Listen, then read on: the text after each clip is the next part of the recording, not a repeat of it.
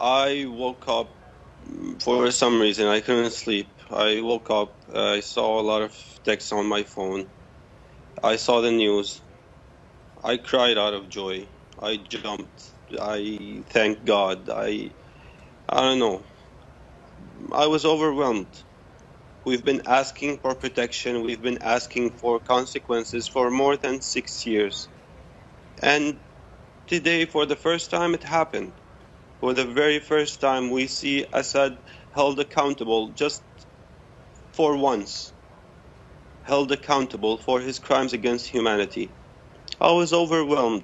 I felt grateful for President Trump. I felt grateful for the United States. I felt grateful for each and every person who lobbied and called and kept on talking until someone actually listened. There are people in America, and I hear you supportive of President Trump, and so many people are, Democrats and Republicans, but there are also people over here in America who are saying, all right, so clearly President Trump is motivated by just, as we all have compassion for these just horrible images of these babies who were killed, but at the same time, this is a man who doesn't want Syrians to come into this country with this refugee ban. I want to just play some sound.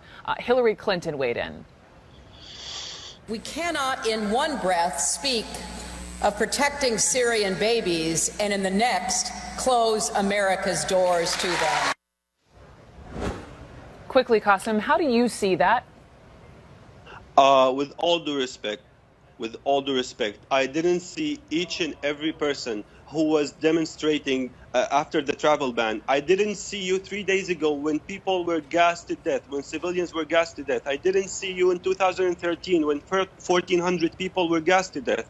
I didn't see you raising your voice against President Obama's inaction in Syria that led us refugees, that made us refugees get kicked out of Syria.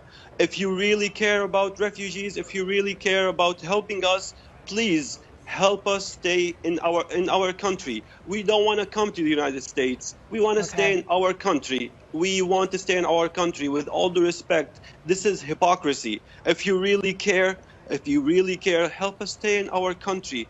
We don't want to become refugees. We want to stay in our country. Help us establish safe zones. Help us stay safe in our country. And if you just give me a few seconds just to tell President Trump once again, please, sir, what you did was amazing. What you did was a powerful message of hope for a lot of people inside and outside of Syria. Please don't stop on this. Please help Syrians stay in their country. Please establish safe zones. Please take out Assad air forces so they won't be able to commit more atrocities using traditional weapons. 500,000 people were killed with traditional weapons, just so people can know what we have suffered in the past 6 years.